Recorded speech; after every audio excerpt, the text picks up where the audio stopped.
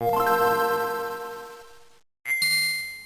battery-guzzling portable SNES that needed multiple extras inserted to be fully enjoyed really does hold a special place in my heart. It was my first ever handheld that I didn't have to share, and as it was mine alone, I sunk hour after hour into the tiny little system, which was something easier said than done, as goddamn that machine ate through batteries, especially if, like me, you had to have a light attachment just to be able to see the poorly lit screen. I honestly dread to think how much my mum and dad spent on batteries for me back then, but luckily down the line, we were blessed with the SP model, which fixed all these issues and left us with a damn near perfect handheld. A handheld which boasts a stunning library of games that, thanks to their 32-bit pixel perfectness, these games all retain their beauty, and going back and playing these titles is still a gorgeous blast from the past. But while we all have fond memories of the Marios, Zeldas and Pokemons, so many more gems got released on the system that got overlooked in favour of the bigger named games. So join us as the Beardy Beer Bros show takes a dive into the sprite-infused world of the Game Boy Advance hidden gem.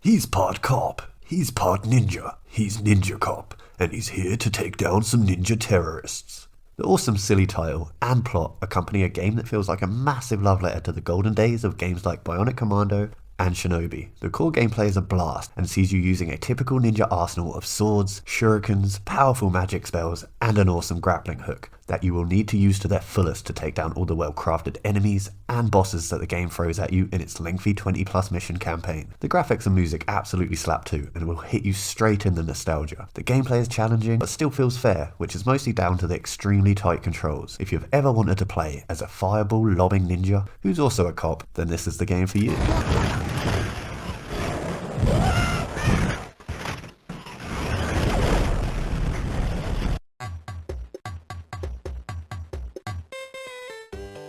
Taking the refined gameplay of the Metal Slug series and coating it in Disney's charming and bright cartoon visuals gives us Lilo and Stitch, an extremely tough and enjoyable game that just so happens to be based on a Disney movie, which really shouldn't put you off, as some of the best retro games you can pick up are based on Disney properties, like the awesome Aladdin and Lion King games on the SNES. The gameplay jumps back and forth between very different game styles. 1 minute you're Stitch, blasting aliens in the face, then you play as Lilo and must use stealth and disguises to sneak your way around levels and solve some puzzles. Then, in the blink of an eye, you're commanding a spaceship, and then you're back as Stitch again, but this time you're in a big bloody tank. The constant changes to the gameplay keeps the game feeling fresh throughout. The music is awesome, the visuals are beautiful, the gameplay is great and extremely challenging, and you can even unlock mini movies to watch on the handheld. But most importantly, don't forget, Ohana means family. Family means nobody gets left behind. Priceless. Leg it.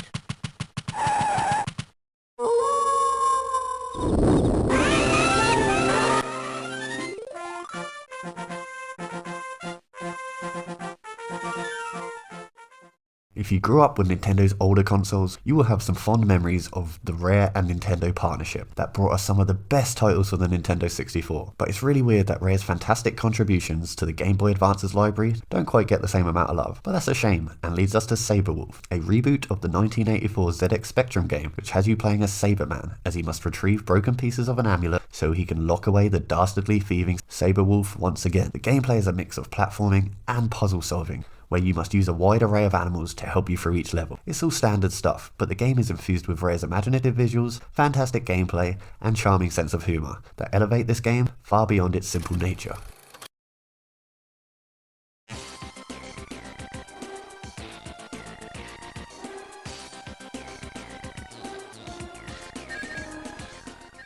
The Heroes and a Half show actually graced the GBA with quite a few titles, but the one I most fondly remember is TMNT. Just like every other turtle game, TMNT is a side-scrolling beat-em-up where you take control of one of the 4 turtles, walk around different stages, and punch people in the face.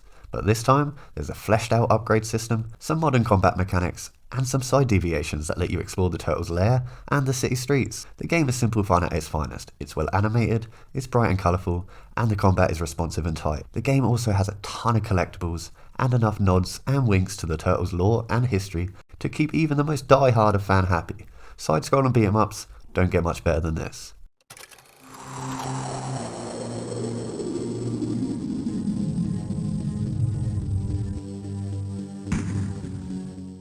One of the most visually distinct games to grace the Game Boy Advance is Blackthorne, a port of the 1994 cinematic platforming game that was developed by Blizzard Entertainment, with cinematic being the prime word here, as our hero and the enemy's movements are meticulously animated and a true standout. The gameplay is made up of a mix of platforming, exploring, and shooting. The shooting mechanic is quite inventive too, as a quick button prompt can make your character hide in the shadows to avoid gunfire, then in an instant pop out again and take the perfect shot. It all leads to some seriously intense gunfights. The way the world is designed is also a highlight and makes the game endlessly explorable. Gluing the excellent gameplay together is an extremely mature and fleshed out, gritty revenge story that will keep you hooked till the end. What are you playing? It's Urban Yeti for Game Boy Advance. What's that crazy sound? It's Urban Yeti for Game Boy Advance. Get your own. Call 1-877-GET-YETI or visit urbanyeti.com to order now. Urban Yeti for Nintendo Game Boy Advance. Urban Yeti is weird, like seriously weird. Playing somewhat like part old school Grand Theft Auto, but with a ton of retro mini games thrown in. The game sees you play as a Yeti, who wants nothing more than to find a mate, so he stumbles into a large city and takes random side jobs while trying to accomplish his mission of getting his leg over. See? I told you this game was weird.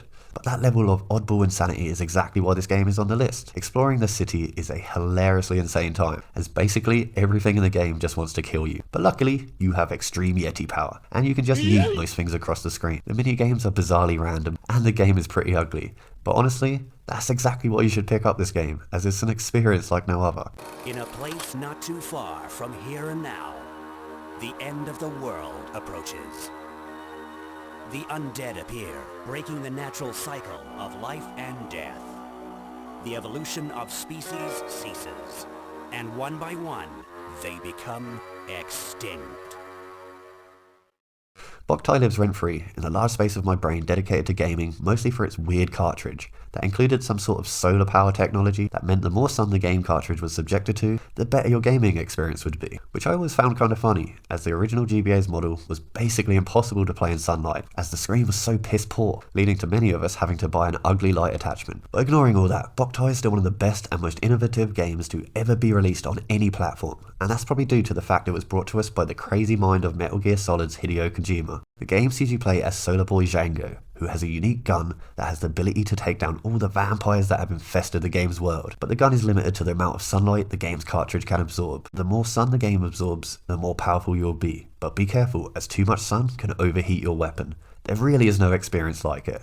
The game's graphics are distinct and charming, but also deceptive, as the game is pretty mature and deals with some really adult themes. The story and world perfectly blend with the 2D Metal Gear and Zelda-like gameplay to make a game that I couldn't recommend more. The action, exploration, and puzzle solving are of the highest quality, as is the art and the sound. The game's sunlight mechanic and its time and day and night mechanics are fully implemented and fully realised to make the whole game an experience like no other. Dragging a coffin around has never been so much fun.